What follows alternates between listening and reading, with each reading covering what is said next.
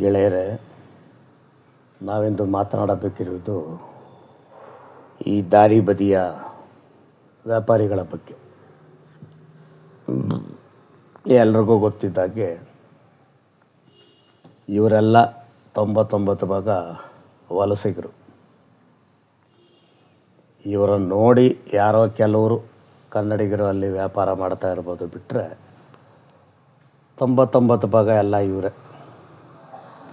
ಕನ್ನಡಿಗರು ಸಾಮಾನ್ಯವಾಗಿ ಆ ರೀತಿ ಹೋಗಲ್ಲ. ಹೆಚ್ಚಾಗಿ ಹೋದರೂ ಇವರು ಬಿಡಲ್ಲ, ಯಾಕಂದರೆ ಇವರ ಒಂದು ಒಗ್ಗಟ್ಟು ದುರಹಂಕಾರ ಅಷ್ಟೊಂದಿದೆ. ಇತ್ತೀಚೆಗೆ ಇವ್ರ ಜೊತೆ ಇವ್ರ ಮಟ್ಟಕ್ಕೆ ಸರಿದೂಗುವಂಥ ಆ ಕೆಟ್ಟ ಬುದ್ಧಿಗಳಿರುವಂಥ ಈ ಪಾನಿಪುರಿಗಳು ವರ್ಷ ಬರ್ತಾರ ಪಾನಿಪುರಿಗಳು ಅವ್ರ ಜೊತೆ ಸೇರಿದ್ದಾರೆ ಹೊರತು ನೂರಾರು ವರ್ಷಗಳಿಂದ ಕನ್ನಡದವರು ಇವ್ರಿಗೆ ಸರಿಸಮನಾಗ ಆಗಲಿ ಇವ್ರ ಜೊತೆಯಲ್ಲಿ ನಿಂತು ವ್ಯಾಪಾರ ಮಾಡಿದವರಲ್ಲ. ಇರಲಿ, ಈಗ ಬರ್ತಾ ಈ ದಾರಿ ಬದಿ ಅಂಗಡಿಗಳ ಹಾವಳಿ ವಿಪರೀತ ಹೆಚ್ಚಾಗಿದೆ, ಎಲ್ಲರಿಗೂ ಗೊತ್ತಿದೆ. ಜನ ಓಡೋಕ್ಕೆ ಅಂತ ಬಿಟ್ಟಿರೋ ಎಡೆಗಳನ್ನು ಪೂರ್ತಿ ಆಕ್ರಮಿಸ್ಕೊಂಡು ದಾರಿಗೂ ಬಂದು ಗಾಡಿಗಳು ಓಡೋಕ್ಕಾಗ್ದಂಗೆ ಮಾಡಿದ್ದಾರೆ. ಯಾರು ಇವರಿಗೆ ಎದುರೇ ಇಲ್ಲ, ಇವ್ರಿಗೆ ಯಾವ ಕಾನೂನು ಇಲ್ಲ, ಯಾರು ಇವ್ರನ್ನ ಮಾತಾಡಿಸೋ ಹಾಗೆ ಇಲ್ಲ ಅನ್ನೋಷ್ಟು ಅಹಂ ಬೆಳೆದಿದೆ ಇವರಿಗೆ. ಕಾರಣ ಏನು ಅಂದರೆ ಅಲ್ಲಿಯ ಸ್ಥಳೀಯ ರೌಡಿಗಳ, ಪೊಲೀಸರ ಮತ್ತು ರಾಜಕಾರಣಿಗಳ ಕುಮ್ಮಕ್ಕು. ಈಗ ಒಬ್ಬ ದಕ್ಷ ಮಂತ್ರಿ ಬಂದು ಇದು ಬಹಳ ಮಿತಿ ಮೀರಿ ಹೋಗಿರೋದ್ರಿಂದ ಈ ವ್ಯಾಪಾರದಿಂದ ವರ್ಷಕ್ಕೆ 300-400 ಜನ ಓಡೋ ದಾರಿ ಇಲ್ಲದೆ ದಾರಿಯಲ್ಲಿ ಗಾಡಿಗಳಿಗೆ ಸಿಕ್ಕಿ ಸಾಯ್ತಾ ಇದ್ದಾರೆ ಅನ್ನೋ ವಿಷಯದಲ್ಲಿ ಸುಪ್ರೀಂ ಕೋರ್ಟು ಇತ್ತೀಚೆಗೆ ಆದೇಶ ಕೊಟ್ಟಿದೆ. ಜನ ಓಡೋ ದಾರಿಯನ್ನು ಸರ್ಕಾರದವರು ತೆರವುಗೊಳಿಸಲೇಬೇಕು ಅಂತ. ಆ ನಿಟ್ಟಿನಲ್ಲಿ ಸರ್ಕಾರ ಕೆಲಸ ಮಾಡ್ತಾಯಿದೆ. ಬೇರೆ ಯಾರನ್ನ ಮಾಡ್ತಾಯಿದ್ದಾರೋ ಇಲ್ಲೋ, ನಮ್ಮ ಈ ಕೃಷ್ಣ ಬೈರೇಗೌಡರು ಮಾಡ್ತಾಯಿದ್ದಾರೆ. ನಾವೆಲ್ಲ ಅವರಿಗೆ ಮೆಚ್ಚುಗೆ ಸೂಚಿಸೋಣ. ಆದರೆ ನೋಡಿ, ಈ ವಲಸಿಗರು ಅವ್ರು ತಿನ್ನಕ್ಕಿಲ್ಲದೆ ಅಲ್ಲಿಂದ ಬಂದಿರೋರು ಇಲ್ಲಿ ಬಂದು ತಿಂದು ಕೊಬ್ಬಿದ ಮೇಲೆ ಇವರಿಗೆ ಎಷ್ಟು ಅಹಂಕಾರ ಇದೆ ಅಂದರೆ, ಬೀದಿ ಬದಿ ವ್ಯಾಪಾರ ಅಂದರೆ ಏನೋ ಅಸಹಾಯಕವಾದ ಸ್ಥಿತಿಯಲ್ಲಿ ಏನೋ ಒಂದು ಮೂರ್ಖ ಸಂಪಾದನೆ ಮಾಡಿ ಹೊಟ್ಟೆ ಹೊರಿತೀನಿ ಅನ್ನೋ ಒಂದು ಸೌಜನ್ಯ ಇರಬೇಕಿತ್ತು. ಇವ್ರ ಮಾತುಗಳು ಒಬ್ಬರದಾದರೂ ಕೇಳಿಸ್ಕೊಂಡಿದ್ದೀರಾ? ಒಬ್ಬರಲ್ಲೂ ಆ ಸೌಜನ್ಯ ಅನ್ನೋದೇ ಇಲ್ಲ. ನಾನು 30 ವರ್ಷದಿಂದ ಮಾಡ್ತಾಯಿದ್ದೀನಿ, 40 ವರ್ಷದಿಂದ ಮಾಡ್ತಾಯಿದ್ದೀನಿ, ಯಾವನ ಎತ್ತಿಸ್ತಾನೆ ನೋಡ್ತೀನಿ. ಏನು ಇವರಪ್ಪಂದ ಇದು?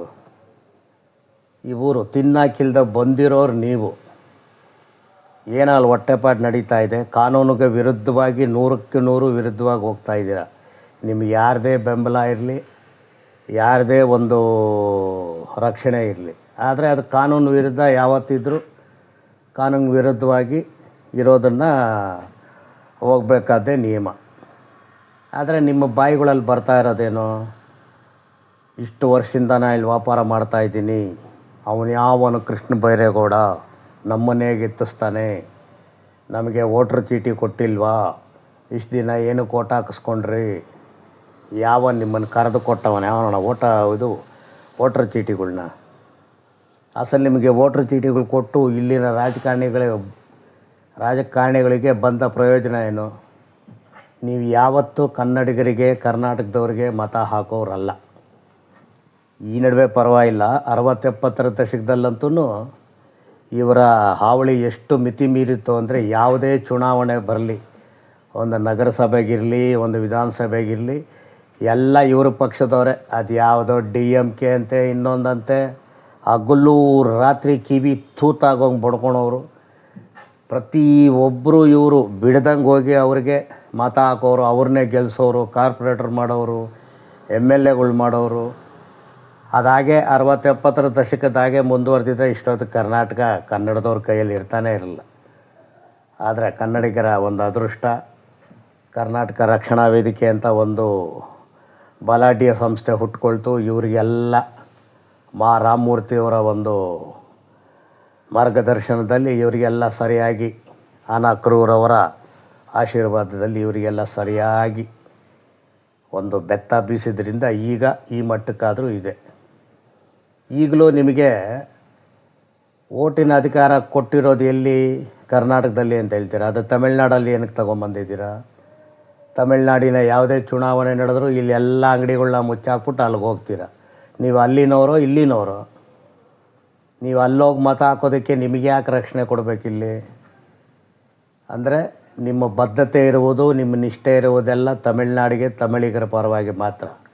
ನೀವು ಯಾವತ್ತೂ ಕನ್ನಡಿಗರ, ಕರ್ನಾಟಕದ ಒಂದು ನುಡಿ ಇರಲಿ, ಸಂಸ್ಕೃತಿ ಇರಲಿ, ಸಂಸ್ಕಾರ ಇರಲಿ, ಯಾವತ್ತೂ ನೀವು ಬೆಲೆ ಕೊಟ್ಟವರಲ್ಲ, ಮುಂದಕ್ಕೂ ನೀವು ಕೊಡೋರಲ್ಲ. ಹಾಗಿದ್ಮೇಲೆ ಯಾಕೆ ನಿಮ್ಮನ್ನು ಇಲ್ಲಿ ಉಳಿಸ್ಕೊಬೇಕು? ನಿಮ್ಮಿಂದ ಆಗ್ತಾ ಇರೋ ಇಷ್ಟೊಂದು ಅನ್ಯಾಯಗಳನ್ನು ಯಾಕೆ ಸರ್ಕಾರ ಆಗಲಿ ಜನ ಆಗಲಿ ತಡಿಬೇಕು? ಏನು ಉಪಯೋಗ ನಿಮ್ಮ ಅದರಿಂದ ಜನರಿಗೆ ಆಗಲಿ ಸರ್ಕಾರಕ್ಕಾಗಲಿ ಉಪಯೋಗ ಏನು? ನೀವೇನಾದರೂ ಕರ್ನಾಟಕಕ್ಕೆ ಒಳ್ಳೇದು ಮಾಡ್ತೀರಾ? ಕನ್ನಡಿಗರಿಗೆ ಏನಾದರೂ ಒಳ್ಳೇದು ಮಾಡ್ತೀರಾ? ನೀವು ತಿನ್ನಕ್ಕಿಲ್ಲದೆ ಬಂದವಲ್ಲೇ ವ್ಯಾಪಾರ ಮಾಡ್ತೀರಾ. ಅಂಥವರು ಒಂದು ಮನಸ್ಥಿತಿ ಹೇಗಿರುತ್ತೆ? ಅಲ್ಲಿಗೆ ವ್ಯಾಪಾರಕ್ಕೆ ಬಂದವ್ರ ಹತ್ರ ಏನೋ ಅಣ್ಣ ಅಪ್ಪ ಹಿಂಗಿದ್ದೀನಪ್ಪ, ಏನೋ ಹೊಟ್ಟೆಪಾಡು ಮಾಡ್ತೀನಪ್ಪ ಅನ್ನೋ ಪ್ರಶ್ನೆನೇ ಇಲ್ಲ. ನಿಮ್ಮ ಹತ್ರ ಬಂದರೆ ಕನ್ನಡ ಮಾತಾಡೋಗೆ ಇಲ್ಲ. ಕನ್ನಡ ಮಾತಾಡಿದ್ರೆ ಬೈಯೋದಲ್ದಿರ ಹೊಡೆಯೋದಕ್ಕೆ ಬರ್ತೀರ. ಅಷ್ಟು ದುರಹಂಕಾರ ಮಿತಿ ಮೀರೋಗ್ಬಿಟ್ಟಿದೆ ನಿಮಗೆ. ಎಷ್ಟು ದುರಹಂಕಾರ ಇರಬೇಕು ನಿಮಗೆ? ತಿನ್ನಕ್ಕಿಲ್ಲದೆ ಇಲ್ಲಿ ಬಂದು ಸಂಪಾದನೆ ಮಾಡಿ ಹೊಟ್ಟೆ ಹೊರಿತಾರವರು. ಇಲ್ಲಿನ ಜನ ಬಂದರೆ ಕನ್ನಡ ಮಾತಾಡಿದ್ರೆ ಹೊಡೆಯೋ ಮಟ್ಟಕ್ಕೆ ಬರೋಷ್ಟು ನಿಮ್ಮ ದುರಹಂಕಾರ ಮಿತಿ ಮೀರಿದೆ. ಈ ಮಟ್ಟದ ದುರಹಂಕಾರ ಇರೋರಿಗೆ ಯಾಕೆ ಜನ ಬೆಂಬಲ ಕೊಡ್ತಾರೆ? ಅದು ಅಲ್ದಿರ ನೀವು ಮಾಡ್ತಾ ಇರೋದು 100ಕ್ಕೆ 100 ಕಾನೂನಿಗೆ ವಿರುದ್ಧವಾದ ಕೆಲಸ. ಪೂರ್ತಿ ಕಾಲ್ದಾರಿಗಳನ್ನೆಲ್ಲ ಆಕ್ರಮಿಸ್ಕೊಂಡು ದಾರಿಗೆ ಬಂದು ದಾರಿಯಲ್ಲಿ ನಡೆಯೋ ಪೂರ್ತಿ ಅಪಘಾತಗಳಿಗೆ 100ಕ್ಕೆ 100 ನೀವೇ ಕಾರಣವಾಗ್ತಾ ಇದ್ದೀರ. ಈ ರೀತಿ ಜನರ ಸಾವುಗಳನ್ನು ನೋಡಿಕೊಂಡು ಜನ ಸುಮ್ಮನಿರ್ತಾರ, ಸರ್ಕಾರ ಸುಮ್ಮನಿರ್ತಾರ, ಅಥವಾ ಸುಮ್ಮನಿರಬೇಕಾ? ನಿಮ್ಮ ಉದ್ದೇಶ ಏನು ಅಂದರೆ ಎಷ್ಟು ಜನ ಸಾಯಲಿ, ಏನೇ ಅನಾಹುತ ಆಗಲಿ, ನಿಮ್ಮ ಸಂಪಾದನೆಗೆ ಯಾರೂ ಅಡ್ಡ ಬರಬಾರ್ದು, ನಿಮ್ಮ ಅಂಗಡಿಗಳನ್ನ ಯಾರೂ ಎತ್ತಿಸ್ಬಾರ್ದು. ಯಾರು ಈ ಕಾನೂನು ಮಾಡಿದ್ದು? ಯಾರು ನಿಮಗೆ ಅಧಿಕಾರ ಕೊಟ್ಟಿದ್ದು ಈ ರೀತಿ ಮಾತಾಡೋದಕ್ಕೆ, ಇಲ್ಲಿ ವ್ಯಾಪಾರ ಮಾಡೋದಕ್ಕೆ? ಇನ್ನು ಇಷ್ಟು ದೌರ್ಜನ್ಯ ತೋರಿಸಿ ಜನರ ಮೇಲೆ ಈ ಗೂಂಡಾಗಿರಿ ಮಾಡೋದಕ್ಕೆ? ಯಾವುದೇ ಒಂದು ಸಣ್ಣ ವ್ಯಾಪಾರಸ್ಥರನ್ನ ಹೋಗಿ ಏನಾದರೂ ಒಂದು ಕೇಳಿ ನಾವಿಲ್ಲ ಅನ್ನಿಸ್ಕೊಂಡು ಬರೋ ಹಾಗೆ ಇಲ್ಲ. ಅಲ್ಲಿ ಜಗಳಾಡಿ ನಾವೇನಾದರೂ ಸ್ವಲ್ಪ ಹೆಚ್ಚಾಗಿ ಮಾತಾಡಿದ್ರೆ ಆಗಲೇ ಗೂಂಡಾಗಳು ಸಿದ್ಧವಾಗಿರ್ತಾರೆ. ಏನಿದು? ಇದೇನು ಕರ್ನಾಟಕನ? ಇದೇನು ಇದು ಕಾಡು ಜನರ ರಾಜ್ಯ ಆಗೋಗ್ಬಿಟ್ಟಿದೆ ನಿಮಗೆ? ನಿಮ್ಮ ಕೊಂಗನಾಡು ಸಂಸ್ಕೃತಿಗಳೆಲ್ಲ ಇಲ್ಲಿ ಬೆಳೆಸೋದಕ್ಕೆ ನೋಡ್ತೀರ ಅಲ್ವಾ? ಈ ಮಟ್ಟದ ದೌರ್ಜನ್ಯ ನಡೀತಾ ಇರೋವಾಗ ಯಾಕೆ ಜನ ನಿಮಗೆ ಬೆಂಬಲ ಕೊಡಬೇಕು? ಯಾವ ಕಾರಣಕ್ಕೂ ನಿಮ್ಮನ್ನು ಅಲ್ಲಿ ಇರೋದಕ್ಕೆ ಬಿಡಬಾರ್ದು. ಕನ್ನಡಿಗರೇ, ಈ ಮೂಲಕ ನಾನು ಕೇಳ್ಕೊಳೋದೇನೆಂದರೆ, ಯಾವ ಕಾರಣಕ್ಕೂ ನಾವು ಈ ಪರಿಸ್ಥಿತಿನ ಕೈ ಬಿಡೋದು ಬೇಡ. ಇವ್ರನ್ನ ಮತ್ತೆ ಸರ್ಕಾರ ದಿಟ್ಟ ನಿರ್ಧಾರ ತಗೊಂಡು ಇದೇನು ತೆರವುಗೊಳಿಸಿದೆ ಅದು ಮತ್ತೆ ಇವರು ಅದೇ ಜಾಗದಲ್ಲಿ ಬಂದು ಮಾಡಿದಾಗೆ ನೋಡ್ಕೊಳ್ಳೋದಕ್ಕೆ ನಾವು ಸಿದ್ಧವಾಗಿರೋಣ, ಕಾವಲು ಕಾಯೋಣ, ಸರ್ಕಾರಕ್ಕೆ ಕೈ ಜೋಡಿಸೋಣ. ಈ ಒಂದು ಅನಾಹುತ ಈಗ ನೀವೇ ಗಮನಿಸ್ತಾ ಇರ್ಬೋದು, ದಾರಿಗಳು ಎಷ್ಟು ಸರಳವಾಗಿ ಜನರ ಬದುಕಿಗೆ ಅನುಕೂಲವಾಗಿದೆ ಅಂತ. ಇದೇ ಪರಿಸ್ಥಿತಿ ಮುಂದುವರಿಲಿ. ಯಾವ ಕಾರಣಕ್ಕೂ ಮತ್ತೆ ಹಳೆ ಪರಿಸ್ಥಿತಿ ಬಾರದ ಹಾಗೆ ನೋಡಿಕೊಳ್ಳೋಣ. ಇದು ಖಂಡಿತ ನಮ್ಮ ಕರ್ತವ್ಯ. ಇದು ಸರ್ಕಾರ ಮಾಡ್ತಾ ಇರೋ ಒಳ್ಳೆಯ ಕೆಲಸಕ್ಕೆ ನಾವು ಕೈ ಜೋಡಿಸಲೇಬೇಕು. ಇಲ್ಲದೇ ಇದ್ದರೆ ನಾವು ಪಶ್ಚಾತ್ತಾಪ ಪಡಬೇಕಾಗುತ್ತೆ.